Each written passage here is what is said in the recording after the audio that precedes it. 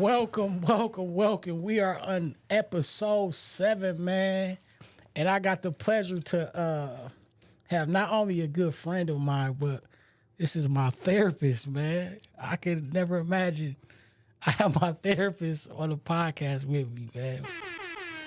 What's up, Pat? Hey, nothing much. It's a beautiful thing, and everyone needs one. Including me. We all do. Including me. Well, Pat, I always give flowers at the beginning of the podcast, man. I appreciate the texts that you text every week. At first, I wasn't reading them, for sure, because I be moving around. But every week, I look for them now, and it really encouraging to me that just you take the time out to do it. You understand what I'm saying? And just as like a black man, bro, the support is crazy. And I really appreciate you, man. Just as what you do, what you stand for, the conversations that we had, and just the different perspective that you allowed me to look at stuff in. I appreciate you, man. You feel me? Thank you. No problem. I appreciate you. Without you, there wouldn't be me. For sure. So let's start from the very beginning. How did you grow up? Well, I'm from the west side of Detroit. Grew up, kind of middle class. I guess that's what we would be classified. I mean, mom's retired from mom's worked for the Department of Corrections, so she's in probation and warden and all of that type of stuff. And dad worked for GM and left GM in 71, I believe, to start his own business. And he ran his own business up until he passed in, I think it was 1995. Okay. So how old were you when your old dude passed? When my dad passed, I was, let me see, I would have had to have been about 30. 30? Oh, yeah. Wow. So I'm 34, so there was like traumatic for you? Well, it's interesting because when my dad passed, I was actually at a Mike Tyson fight. Mm-hmm. Me and my buddy was in Vegas, and I'll never forget when he passed. Somehow, my family was trying to figure out where I was, and of course they didn't want to call me and tell me, they didn't want to ruin my trip, so they caught up with him and told him, but they told him not to tell me until after we were leaving. Mm-hmm. And so he told me right on our way to the airport to come back. I'm sorry. No, you good. So, yeah, that's crazy. I can imagine, like, me and my old dude close right now, so for you to be in a Mike Tyson fight and that just kind of just ruined the whole trip.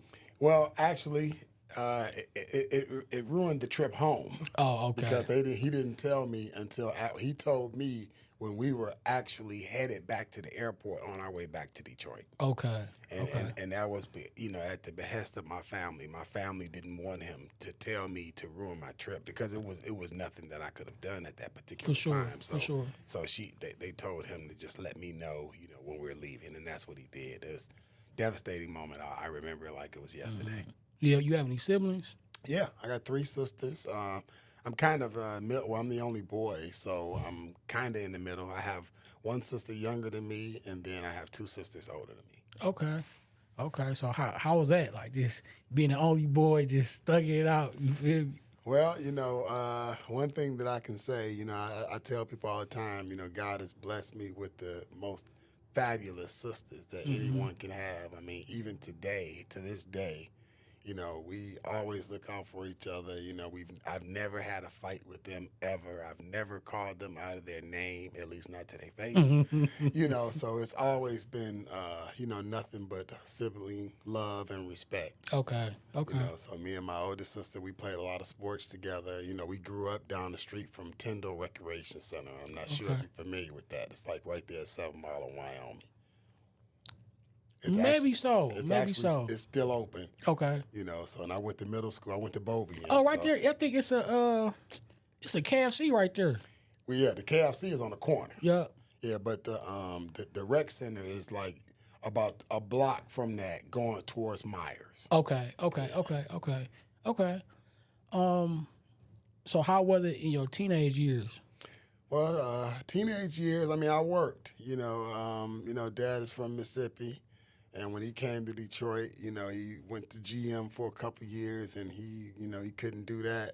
So he started his own business, him and my uncle, and they pretty much was in the pavement and pavement maintenance and paving business literally up until he passed away. Oh, wow. So he was a hustler. Yes. Okay. And that's where I got it from. Okay. So did you you work with him or? Yeah, I worked. I did asphalt paving. We used to do a lot of stuff back in those days. I mean, back in the 70s, we used to sell newspaper. We used to sell aluminum. A lot of people scrap. Scrapping is a lot bigger today than it was back then. Okay. In terms of, there's more people doing it. Back then it wasn't. Back then it was almost frowned upon. It was kind of like the Sanford and Son type of model. For sure. We were, during the off seasons and stuff, we were the junk men. Okay. But it paid. Definitely. What did I say? Another man's junk is another man's treasure. One man's junk is another man's treasure. Absolutely, and it certainly paid the bill. So for sure. I'm definitely. I thank God for my father for all of the, the work ethic and just the all of the things that he taught me. A lot of times, he obviously wasn't here to catch some of my biggest achievements, at least in my opinion. But I learned a lot from him. Most of the decisions that I make, I always think to myself, like, what would Dad do? I think he'd be proud of you, man. Well, yeah, it's interesting. He missed some rough spots that he probably would have been like, wow. But we all go through it. I wouldn't be here today had it not been for some of the adversity that I've experienced. So it's nothing that I frown on. It's nothing that I'm ashamed of. It's a part of my life. Okay. So, what was your 20s and 30s like? Well, 20s and 30s. So now we're talking about, I graduated from Oak Park High.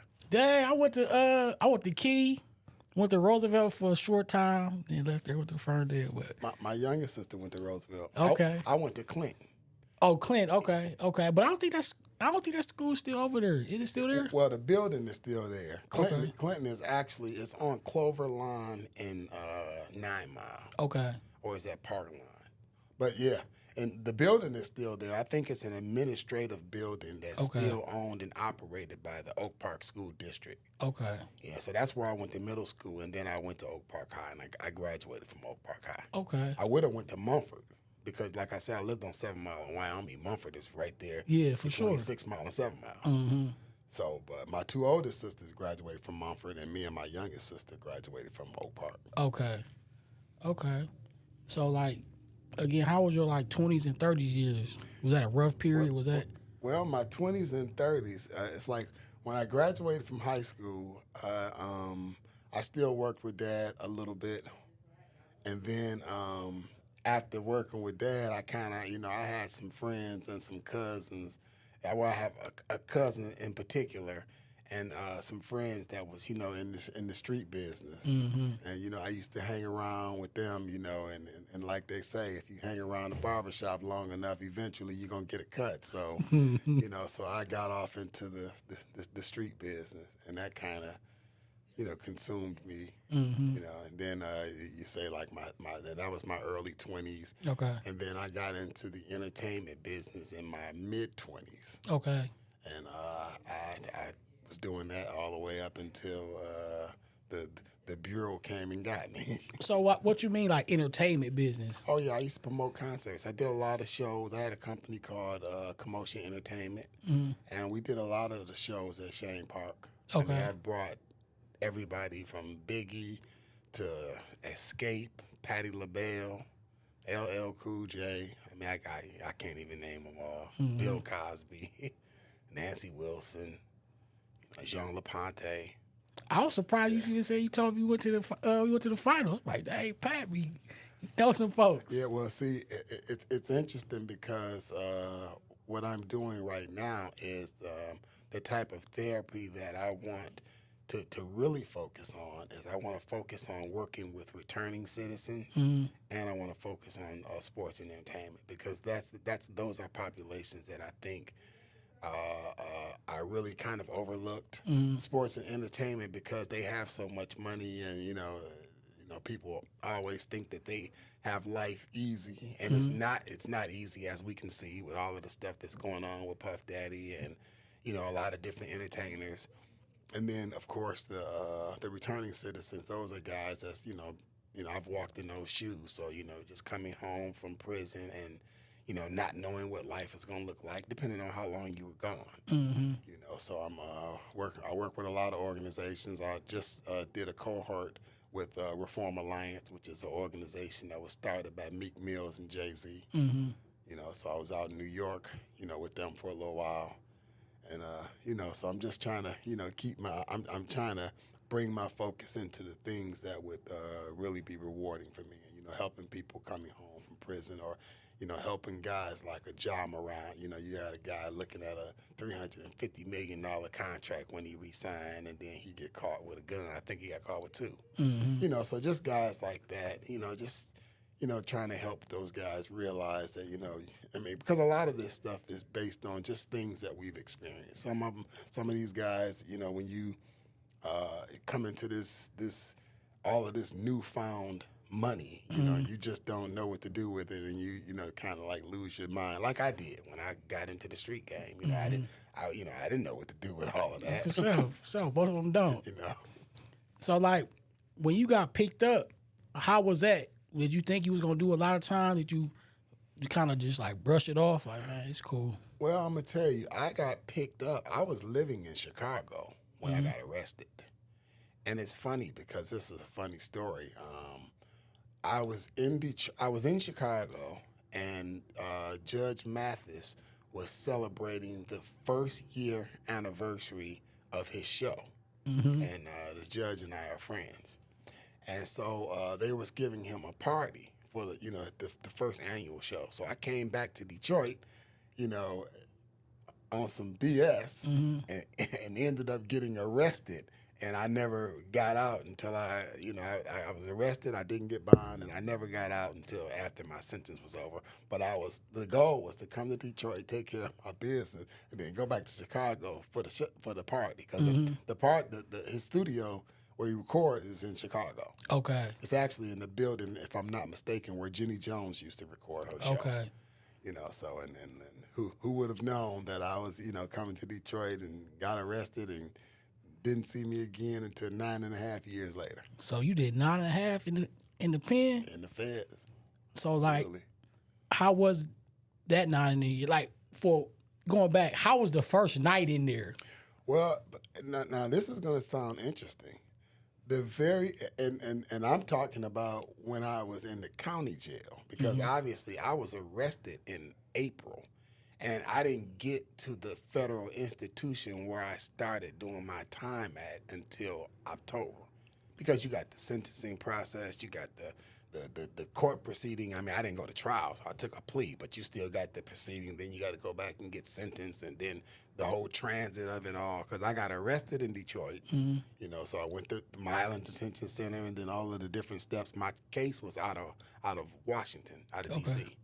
So, so I'm over in D.C. and I'll never forget this. I had insomnia for years. Couldn't sleep. I mean, just the life. Because you got so many people. I talk to people about this all the time. People think that hustling is easy, man. It's hard. It's hard. You got a lot of people. You got to watch out for the police. You got to watch out for the jack boys. I mean, it's just a lot that you have to be aware of. No peace. No peace. And I couldn't sleep for years. I had insomnia. Couldn't sleep. I got the best rest of my life when I went to prison. Wow. I think I heard that before. They say you don't have nothing to worry about. It was over. The chase was over. I mean, because my whole life, from the time I got into the game up until the day I got caught, it's a cat and mouse type game. Their eyes is on you and your eyes is on them. You trying to stay 2 steps ahead of them. They just, waiting for that one little slip up so they can catch you. And so, just the whole fight of that, trying to keep my mother from knowing, I mean, she ended up finding out, obviously, but even before she found out, because of her profession, mom went through a lot of shame as a result of me, getting involved in that foolishness, because that's what she did for a profession, so, so that was tough, in itself. But, yeah, I mean, best sleep of my life. I tell people that all the time. So when you went in, did you know you was looking at 9.5, or did you kind of figure it was? I had no direct knowledge of the federal or state prison system. Now, I caught cases before. I caught a gun case, but I beat it. I went to trial, and jury of my peers found me not guilty. Okay. So I've had, little brush-ins with the law. But when I caught that particular case, I was a first-time offender. That wasn't the first time that I had a run-in with the law, but I was a first-time offender. I had never been convicted of a crime. Okay. So I had no idea. And it's funny, I'll tell you another funny story. When I got sentenced, federal sentencing is used in terms of months. A state might say you got 5 to 10 or 5 to 15, something like that. Fed's going to say you got 120 months, 240 months. So you break it down yourself. Hey, but it's funny, when they told me 100, when the judge dropped that gavel and said 120 months, I almost thought to myself, like, wow, I actually beat him. Like, that's a gift. It wasn't until I got back, to my room, and I done pulled out the fingers, and I started counting. I'm like, damn, that's What? 10 years. Yeah, what? Yeah, for a first-time offender, non-violent drug crime. Wow. So and it was a conspiracy case, so it's not like they caught me with anything. And everybody that knows anything about the feds know that that's how they operate. That's their thing. They don't have to catch you with anything. So I mean, it's funny because that kind of confused my mother the most, because she comes from the state system where, they have evidence, they bring stuff to court and they weighing it up and all of that type of stuff, checking it for, consistency of amount of drugs or whatever might be in it. And they had none of that in my case. But she didn't have any federal experience, so she just never understood, like, how can you lock somebody up? You didn't catch them with no money. You didn't catch them with no drugs, so. So you got railroaded, basically. I mean, I was involved. I can't. Oh yeah, I feel you. I mean, it was some BS just how it went down, but I was involved. So, okay. And here's another thing. I mean, in my eyes, I had got away with it for so long. I mean, I went to prison when I was 35. So I got in the streets when I was 19, 20. So you talking about 15 years, a 15-year run. So. Let me ask you this: was a 15-year run worth sitting down for 9.5? No, not in the big scheme of it. It wasn't worth it at all. The only thing that I would say, I say it's not worth it because of what it did to my mother and what it did, the separation did to me and my children. So in that aspect, I would say it's not worth it. But like I tell people, it's hard. A lot of things people like to do, and this is tough. You can't omit a negative period and subtract and substitute it with a positive period. Like, I can't, like, if I had never gone to prison, I wouldn't be a licensed therapist today, because I wouldn't have been interested in that. For sure. Before I went to prison, like I said, I was in the entertainment business, so I was hanging with everybody you can imagine. I mean, Nas, R. Kelly, a lot of athletes, and that was fun to me, So so I've often thought about it myself, like, wow, what would I have done? And if I had not gotten caught up and went to prison, I mean, I can't sit here and say that I would have stopped. And you and I both know that could have went another way, and I mean, I could not even be here to tell this story. For sure. So I'm happy about that. So how was the 9.5 year stint in there? Was it hard for you? Was it easy for you? Was it manageable? Well, it was hard in the sense that when I went to, I was married. My wife passed away in 1999. I'm sorry to hear that. Pregnant, thank you. She was pregnant with my youngest daughter.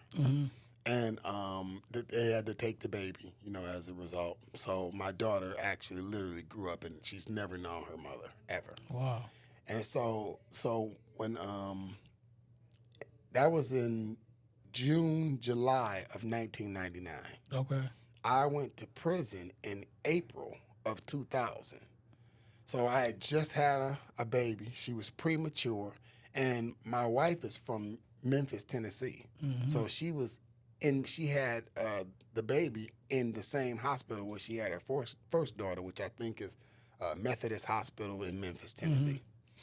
So just dealing with the fact that I've got a newborn, and so I come back to Detroit because she was a preemie.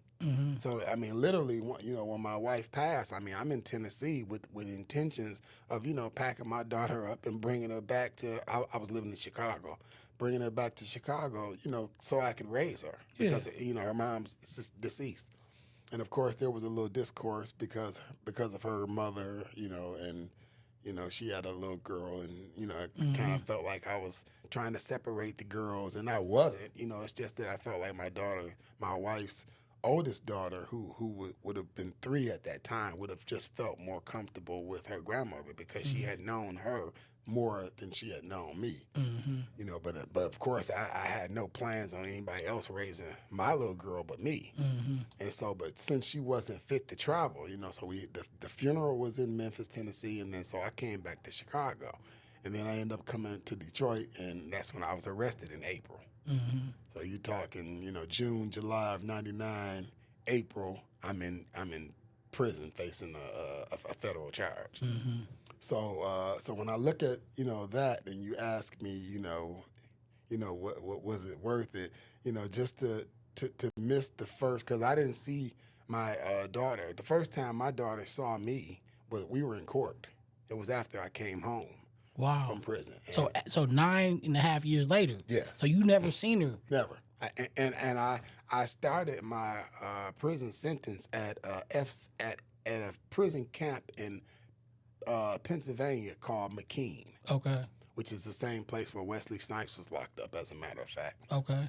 And so when I got to McKean, I put in for a transfer to be closer to my daughter because my daughter was living in Memphis at the time. I felt like if I got closer to there, then her grandmother would bring her to come visit me. So I transferred from McKean to a place called Forest City, Arkansas, which is, and it's funny because Forest City is a black community, and one of the neighboring cities is Helena and West Helena, which is where the Chambers are from. Okay. Are you familiar with the Chambers? Yeah, for sure.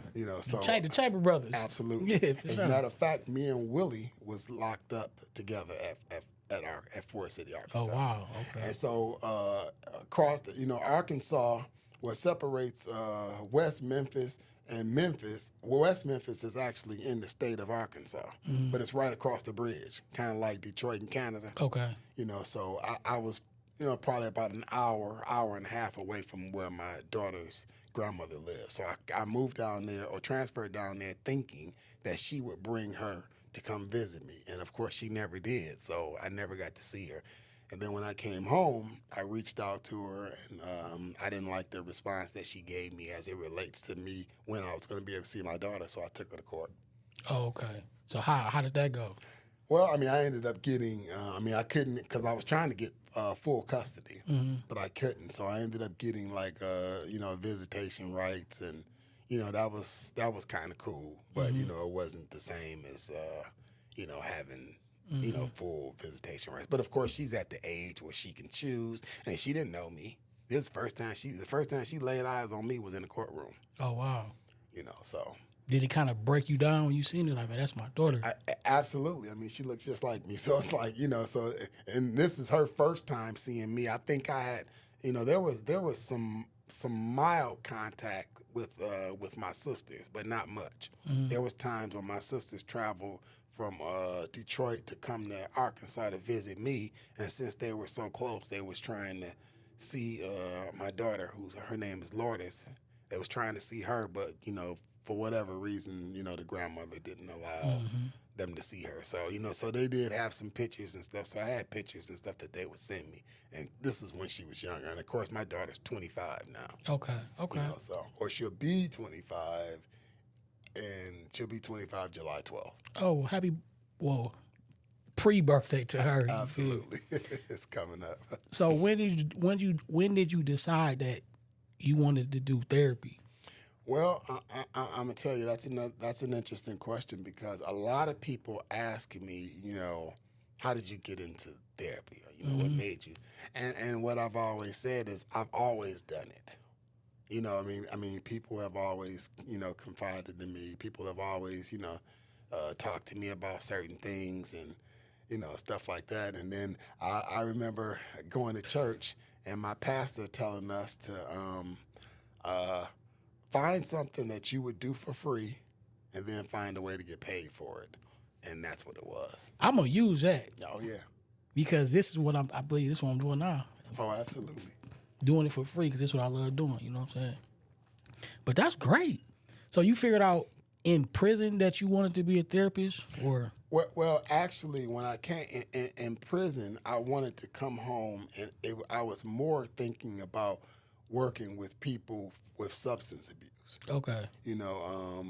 And it's interesting because a big misconception is a person thinks that just because, how can a guy go to prison, an addict, go to prison, do 10, 15 years, come right home from prison and go back to that drug that he hasn't had for 15 years. Mm-hmm. And it's simple. It's because he's never been healed from it. Mm-hmm. He didn't get it because he was in most cases he was forced not to get it. I mean, as you and I know, I'm sure you've heard, you can almost get anything in prison that you can get on the street. If not more. If not more. But he was in the, just people being in situations like that where, where they didn't get it. They have abstained for whatever reason for that long a time. And then when you come home and you go right back to it. So a lot of people are like, wow, how did that happen? He's been away from it for all these years because the addiction was never addressed. Okay. Just because you sit down, I don't care how long you sit down. If the addiction is not addressed, then, you go back to the same neighborhood, people, places, and things, and you're going to run into your homeboys that you was getting high with and girls that you was getting high with, and boom, y'all. It's just the same way with me. I mean, when I came home, I picked up with certain people that I hadn't seen or talked to, and we picked up right back where we left off. I mean, with the exception of the nonsense. Yeah, for sure. When I came home, I was like, man, I'm finna go to school. I got something else that I want to do. So it started off me just wanting to work with people who suffer from addiction. Okay. So I actually got a job, and I think I was telling you a little bit about that when we were coming up to the studio. I used to work at a recovery center in Canton. Mm-hmm. And so when I started working there and then, just learning more about, recovery, and I actually stopped working at the recovery center because we were losing so many kids. I mean, it was kids 18, 19, kids my kids' age at the time that were dying, because of the fentanyl and all that type of stuff. And I couldn't take it no more. So I left the treatment center, and then I moved over into the mental illness side, or the co-occurring, which is when you suffer from mental illness and you suffer from substance abuse at the same time. Okay. So I moved over to that division of the same company. And then I realized, because at that particular time, I was what you call a peer support specialist. Okay. Which means that basically based on my experience with my, substance abuse and with my mental illness, I could relate to someone else that's, traveled that same road. Mm-hmm. So, and then after just, I was working closely with multiple different clinicians and just going out to hospitals and seeing people and, connecting them with resources and stuff. And I'm like, wow, so what could I do, so I could start doing what you guys do? Okay, well, you have to have a degree. So I went to Eastern, and then they were like, well, in order to do this, you need a master's. Then I went to Michigan. And oh, shoot. That's the story. I'm always glad to hear black men, you feel me, not only just go to college, but get their master's as well. Because I don't have mine, for sure. You feel me? So, but I like to hear that. I don't think I had the patience for it, or the time, per se, but for what you're doing, man, you had to. Well, let me say something encouraging to you. I got both of my degrees in my 50s. Oh wow, sound like my mom. So you got time. Okay. No, I mean, for sure. it's never too late, which is another reason that I want to work with returning citizens, because a lot of them think that when they come home after being incarcerated, their life is over for them. Like, you're going to have to get back in the streets, or you're going to have to do some of those types of things to support the recidivism rate, and you don't. Mm-hmm. You know, you have to get a student loan, just like hell. I'm still paying student loans today. So, Mm-hmm. it's not, obviously I didn't have the money to pay for school, but, I qualified for whatever grants I could qualify for, and then I just got student loans. So what you get your master's degree in? Well, I got my bachelor's in social work and my master's in social work. Okay. Yeah. Okay. That's cool. So after you graduated, what did you do after that? I was already working for the company that I work for now, so I just stayed with them. Okay. I'm still with the same company. It's just that I'm with the company and I do private practice. Okay. So that gives me an opportunity. I mean, eventually the goal is for me to be running my foundation. Okay. And, like I said, I have some podcast ambitions. So just to be running the foundation, doing the podcast stuff, and just, still being in private practice, that's what's going to take me out of here. So in therapy, I always ask this question, like with my mom, she's a marriage and family therapy. How often do you think therapists need therapy? Well, hey, I tell people all the time, just like Biggie said, I'm not only a client, I'm the player president. So, and that's the same with me. I mean, I'm a client. I have a therapist, and I see patients as a therapist. So, I mean, it's one of those things. It's not something. I think the question that you asked me was, did you say how long? How often? Oh, how? You mean like how often should you? Yeah, how meet? often? Yep. How often should therapists seek therapy? Yep. Should how often should a therapist seek therapy? And of course, yep. Well, for me, because I kind of have a more of a handle on things than like the average person. I mean, I might see my therapist maybe once a month, or kind of as needed. Okay. So I mean, a lot of times, actually, what I'm trying to put together now is I want to put together a support group of therapists. Okay. Because we all have problems, not only in our personal life, but we have problems dealing with the people that we serve. I mean, there's been times where I've worked with people and I didn't have the answers. Or, I'm thinking to myself like, wow, I don't know how to best serve this particular client. And so I would like to be in a situation where we can have like either a group meeting or a monthly meeting where we just get together and we discuss some of our toughest situations. I mean, it's all HIPAA protected, so obviously no one knows For sure. who we're dealing with and stuff like that. The names will certainly always be protected, but just to have a place where we can meet and talk about some of the tough situations that I have therapists call me and they'll say, well, I got this guy and he just came home from prison. And I don't know anything about that, So it just, so it just depends on what the situation is. But for me, as far as how often, it's for me, it's mostly as needed because of my schedule and my therapist schedule. But I think it's the best thing since sliced bread because we all need someone to talk to. And quite frankly, we're all talking to someone. It's just a matter of who. I mean, I go back to moments when I was incarcerated. I had little businesses when I was in prison. I had a store. So, and you give people stuff on credit and they supposed to pay you when they get paid. And I remember one situation where I gave a guy some stuff and when he got paid, he didn't pay me. Then another guy came to me and was like, man, you gonna let him get away with that? And I said, listen, dog, let me tell you something.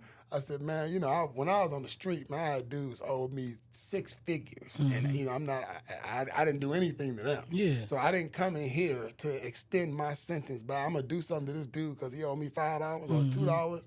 I'm like, get the fuck out of my face.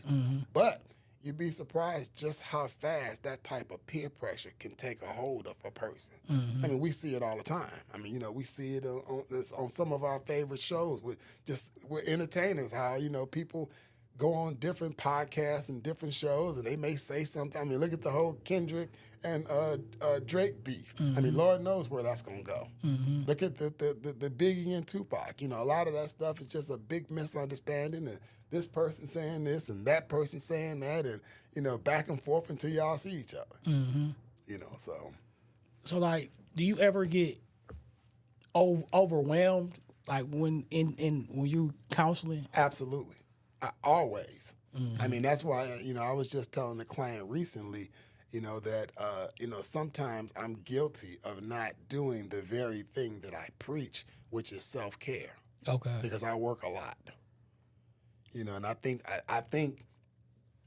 me working a lot and going as hard as I'm going, a lot of that is because I got a late start at it. Okay. You know what I mean? I mean, most people would be retiring. I mean, my sister is retired, you know, 10 years before they're the age that I am today.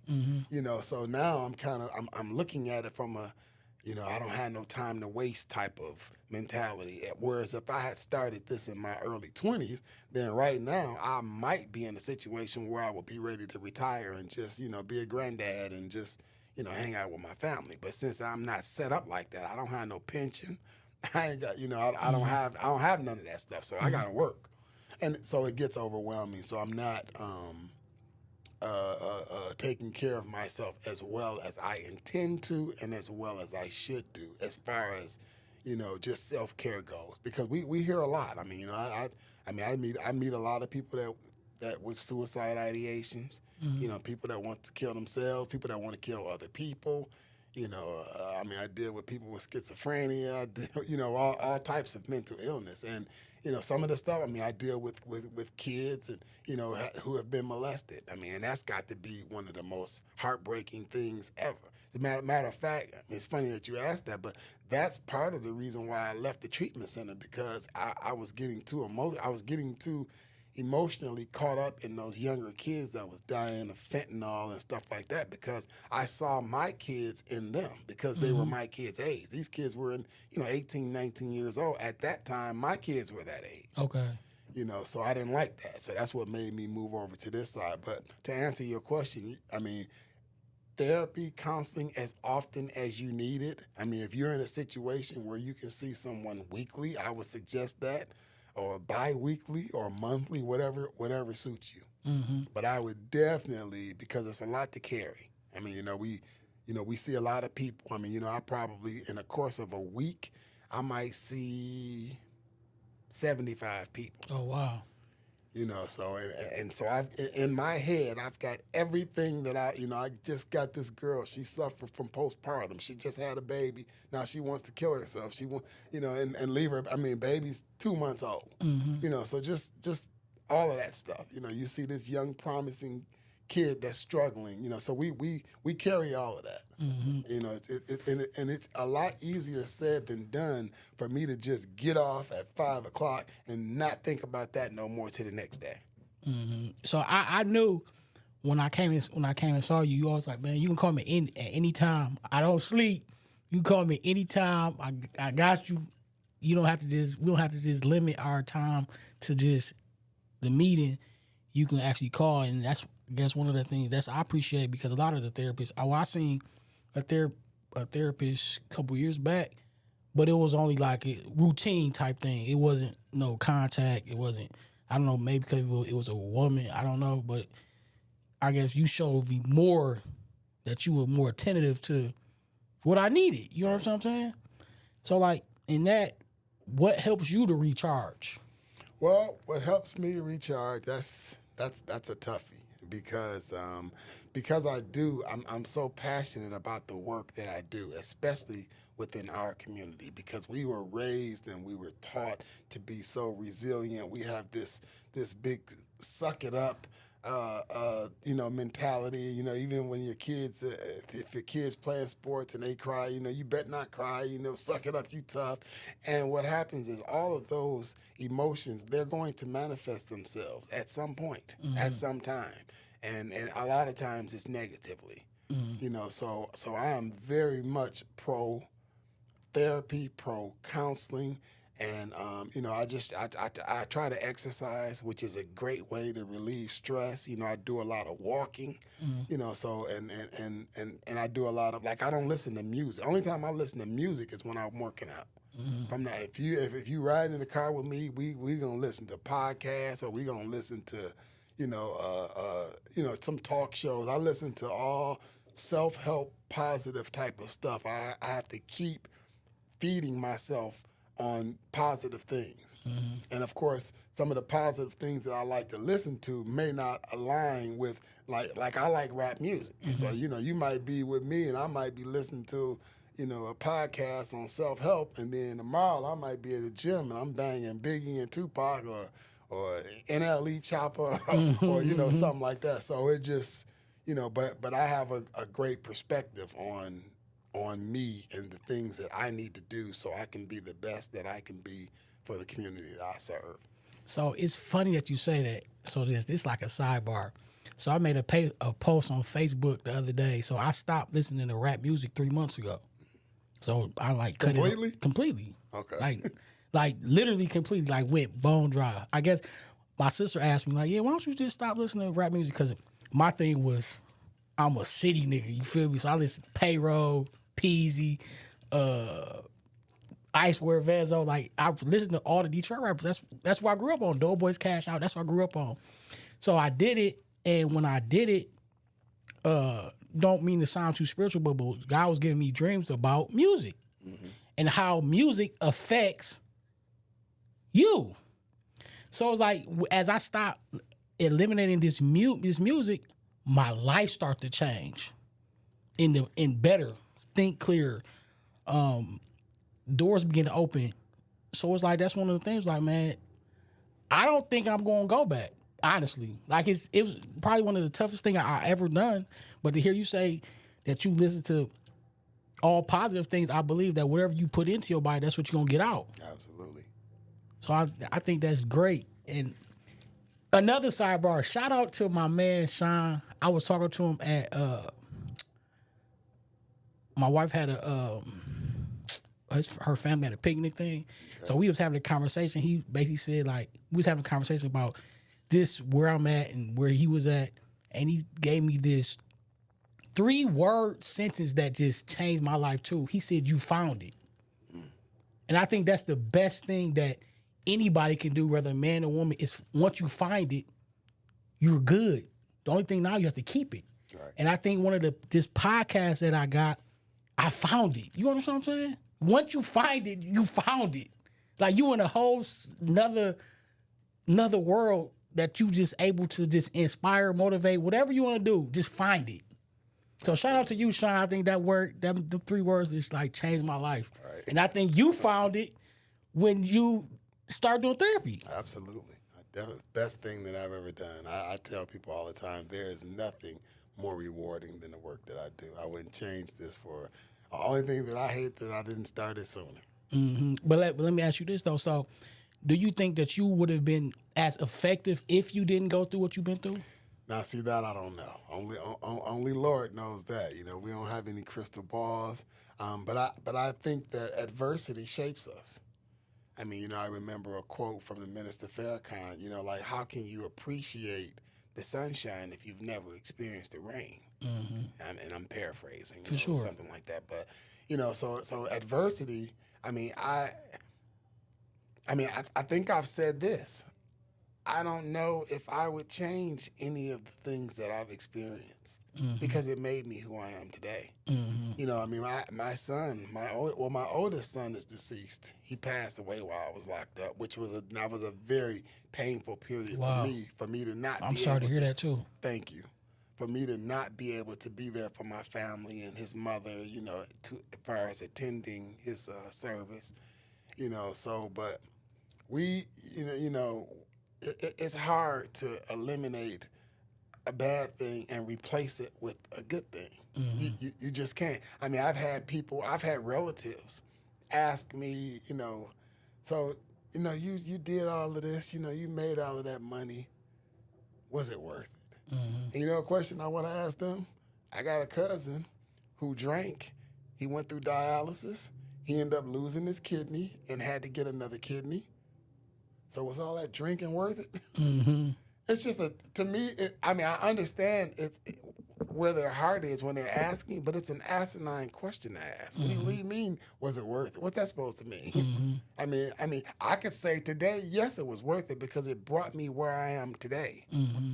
You know, I mean, I think any of us can say that.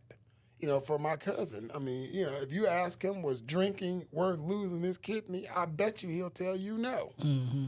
You know, and just anybody else. I mean, a person that might have been robbing and got shot, and maybe they're paralyzed. If you ask them, hey, you know, if you had it all to do again, would you, of course, who's going to say that they would do it the same? Mm-hmm. You know, so, you know, but I realize when people ask that question, it's a good meaning question. I take it offensively, but I'll explain to them how it sounds that they're asking. Because people go through a lot. I mean, just like the person who may die of cancer who smoked cigarettes. Was it worth it? Mm-hmm. You've been smoking cigarettes since you were 16 years old. Now you got cancer. Was it worth it? Mm-hmm. I would never ask anybody a question like that. Mm-hmm. You know what I mean? So, you know, but like I said, you know, people know not what they do. They know not what they say. And, you know, bless their hearts. They mean well. You know, so. So what's the majority of your clients? Like, what's the majority of the type of clients that you see? Relationship, drug abuse, what? Well, majority of my clients are people who suffer with mental health. Okay. I mean, people suffering with depression, people suffering with anxiety. You know, that's the bulk. I don't. As a matter of fact, it's funny because I don't think I have any clients for substance abuse solely. Mm-hmm. You know, I do have some clients that use, but they don't consider. See, and that's another thing when it comes to addiction. Addiction is when your life has become unmanageable. Mm-hmm. I don't care what it is. I don't care if it's sex. I don't care if it's gambling. I tell people all the time, a person who is addicted to gambling will do the same things that a person who is addicted to crack will do. Mm-hmm. They'll steal, they'll lie. If it's a woman, she'll hoe. Mm-hmm. They'll do the same exact things. But you'd be surprised how a crackhead will say, well, at least I don't use heroin. You know, or alcoholic will say, well, at least I don't use crack. I heard that a lot, yeah. Or a gambling person will say, well, at least I'm not getting high on drugs. Mm-hmm. It's all addiction now. Yeah, for sure.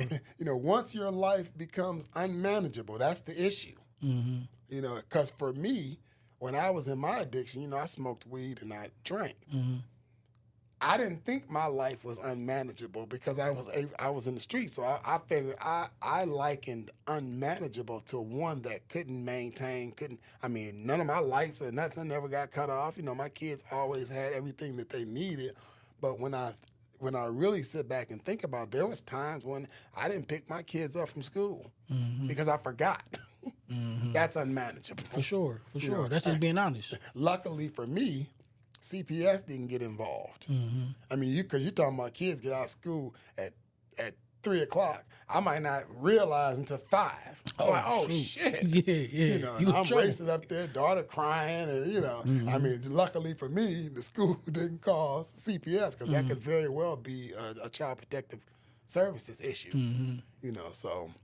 So do you notice when you do your therapy that it's a family gene, or do you ask, does anybody else in the family have these issues, or do you just see that it just started from the individual? Well, here's the interesting thing when it comes to therapy, at least for me. I tell people, you know, people come to therapy thinking therapy is like fast food, but because it's not. Mm-hmm. If you come to me at 40, I got to start with where it all started at. Mm-hmm. It didn't just start.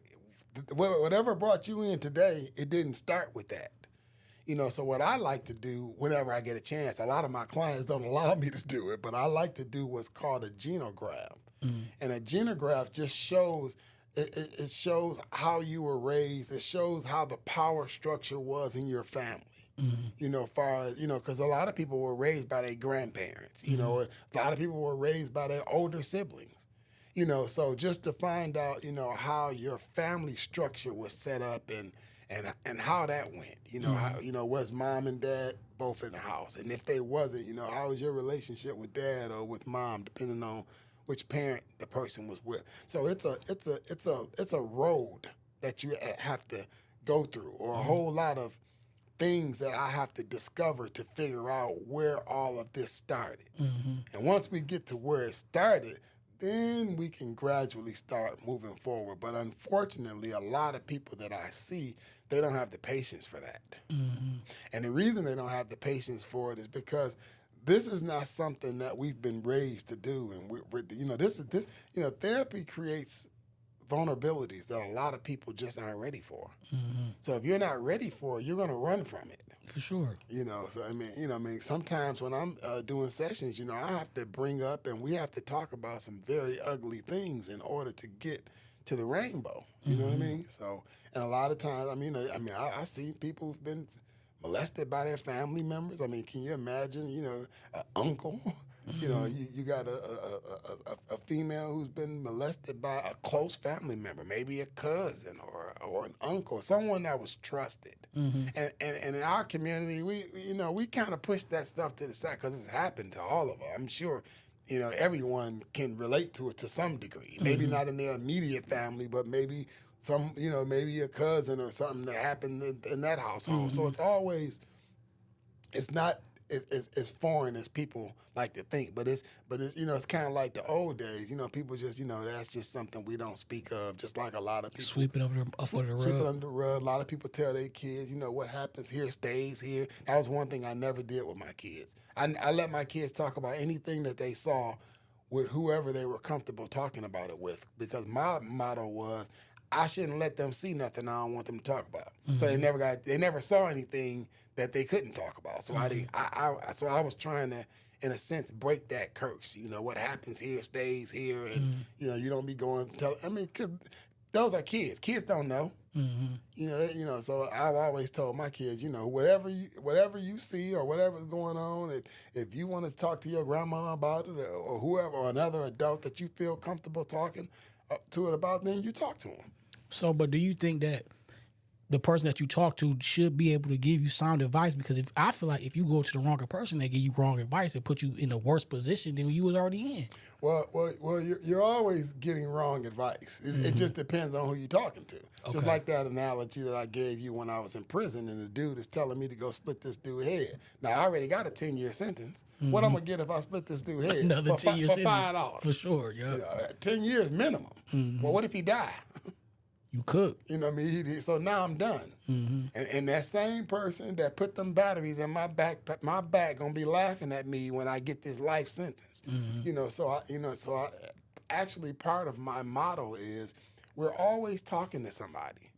We just gotta start talking to the right people. And it doesn't necessarily have to be a therapist. It could be a therapist. It could be your grandparents. It could be your pastor. It could just be someone with some wisdom. If a fool is talking to another fool, what are you gonna come up with? A fool answer. Right. So I know you mentioned something to me when I came and see you. Said it ain't no such thing as a perfect person. Everybody needs help. Absolutely. 100%. 100%. Name one. If you know somebody perfect, I like to hear about them. No, for sure. For sure. I'm talking about some of the most respected people. I'm not, everybody's got something that, that they wish that they could have done different. It may not be something that they're necessarily ashamed. Like, I don't have anything that I would say per se that I'm ashamed of. I wish that my mother didn't ever have to witness me going through prison just because there was a lot of shame because of her profession, and just because of the way she raised me. Like, this was not something that I had any business doing. But of course, when we get old, just like all of us, most of our parents raise us to be upright citizens. But then when we become grown, we do our own thing. And I used to tell Mom, like, it's not your fault, because I did what I did when I left home. So it's not like I was at home with you and you was, supporting me, or you was, reaping the benefits of what I was doing. Nah, I was gone and grown. There was nothing you could do to help me at that moment because I was living my life. Do you think everybody needs some type of therapy, or should go out for therapy? I think everybody. Because think about it. I mean, we all have things. I mean, there's things that, like I tell people, not only am I a therapist, I'm in the rapport building business. Because just because you have a person that you're seeing in therapy, it's only as good as what they're telling you. Mm-hmm. If they're not telling you, I mean, if I'm dealing with someone in therapy and they've been molested, if they don't never tell me, how can I help them? Mm-hmm.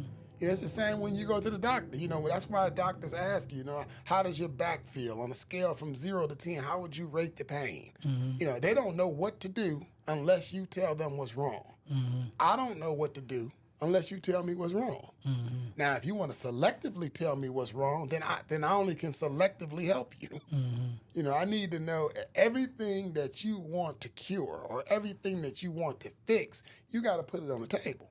Now, when you put it on the table, now we can work on it. Mm-hmm. So, getting closer to the closing, do you suggest people come to you before things get bad, or do people come to you when stuff is bad? Like, you know what I'm saying? Well, I would suggest that people seek therapy when whatever's going on in your life is changing the way you feel about like me. I'll ask a series of questions. Like, like a person, like let's just say if you were the type of person that like to go out and play pool and you like to go bowling and you like to do this, and then somebody in your family called me and said, I'm recommending my brother or my cousin to you because he just haven't been himself for the last year. We used to always go bowling, we used to play pool, and now he don't be wanting to go. So when your quality of life is changing, you don't see the same fun in some of the things that you used to do. You might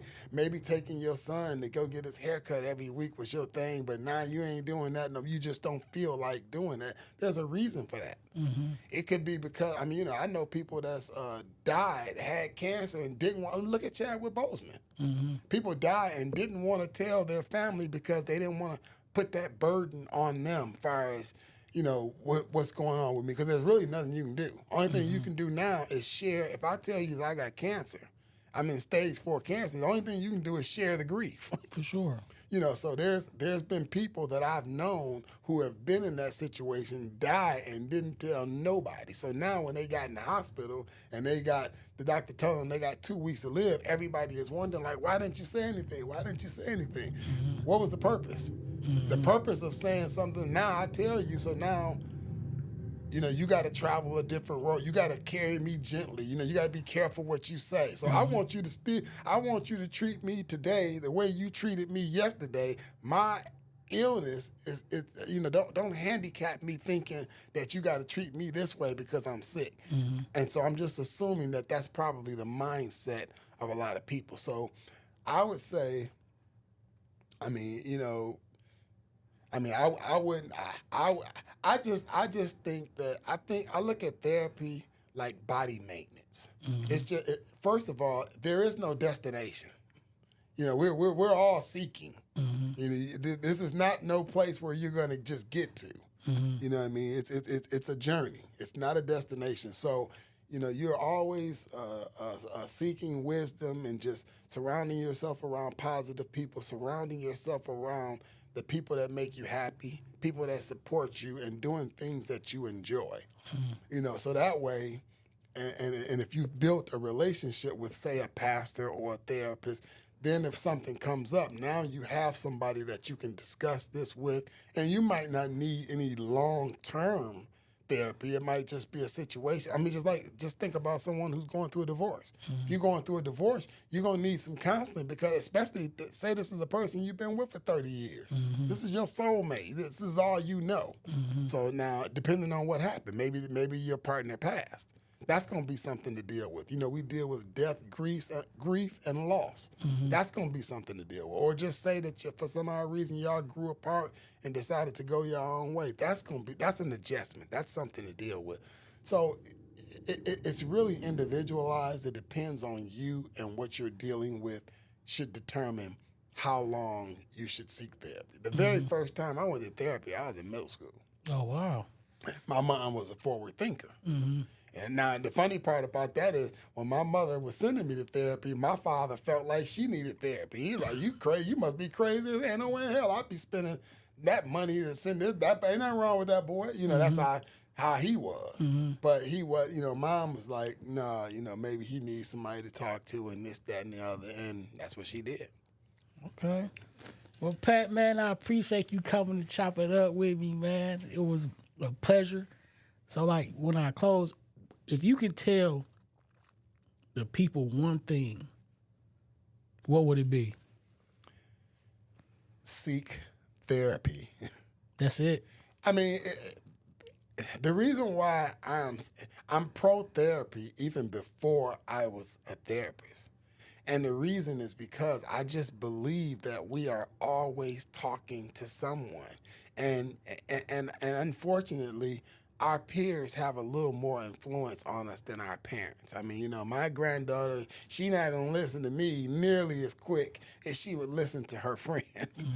So that's but when you have a situation where a child is comfortable with therapy, then you can build them and kind of help mold them to be able to get over, having to come to do some of the things that their friends may be doing that they may not want to do. I've had friends and we was on our way to do some bullshit and dude was like, man, drop me off. That's a strong stance to take, especially in a car full of dudes that's about to go do some bullshit and no. Drop me off. That's me. Drop me off. And where I'm at right now, drop me off. Man. I mean, and the funny part is, I never questioned it. It was like the situation in Boys in the Hood. We just pulled over and let him out.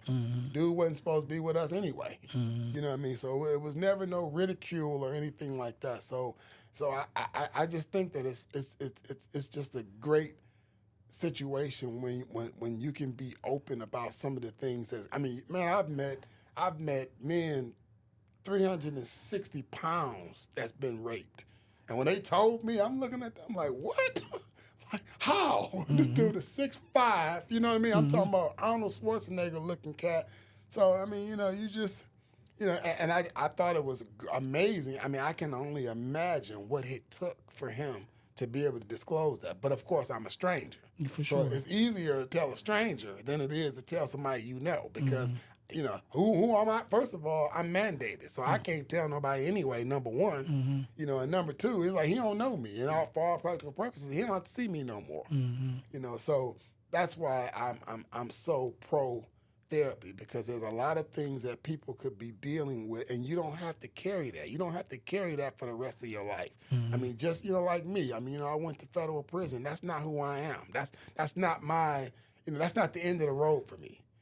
And it's been situations that it's kept me from getting jobs. It's kept me from, certain situations, and it is what it is. There's nothing I can do about that. But, I mean, I'm living more into my experience now, than I was when I first came on. It was a lot of shame and all of that. So by all means, definitely never be afraid to talk to someone. It's so important. I'm a firm believer in who you are or what you did, or who you was and what you did is not who you are. Absolutely. You are able to change. For sure. You are able to change. Yeah, well, I'm a living testament of that. So I couldn't agree with you more on that front. But it's hard. I mean, I feel like we have to show people. For me, when people see me, they know. So it's like, so this ain't no wicked story that somebody done told you. You already know. What I was doing, and you know what I'm doing now. So. So how would people, if they want to get in contact with you on social media, Oh, absolutely. Pat, my social media handle is Pat_your, YOUR_therapist. Okay. On Instagram. Pat Your Therapist on Twitter, which would be Pat You Are Therapist, but everything is based on. On Facebook, I never really changed it. It's Pat, just as Pat Edwards. Of course, I don't use Facebook that much, but believe it or not, that's a phobia that I'm trying to go through now. With this is the first time I've ever done anything like this, so I'm really trying to get myself in a space where I feel comfortable, kind of, talking. They say public, this is not necessarily public speaking because it's not an audience, at least not a visible one. This is like the hardest thing for people to do. I know I had public speaking in college, and man, I'd rather anything not to keep from getting up and, at that podium and speaking in front of, how many ever people. But it's something that I certainly want to overcome, and I definitely thank you for inviting me here today because it gave me an opportunity to just, speak and, get myself ready for a lot of things that I'll be talking about in the future. I appreciate you, Pat. You always been in my corner, man. Even I think when I came and see you, like, man, you're pretty much smart your own self, man. Like, you got it together. Like, no, I don't got it together. I need help, bro. But again, Pat, I appreciate you, man, and I wish the best for you, and I'm going to continue to see you. You feel me? So this is the Prodigal Son podcast. Let's dominate. Absolutely.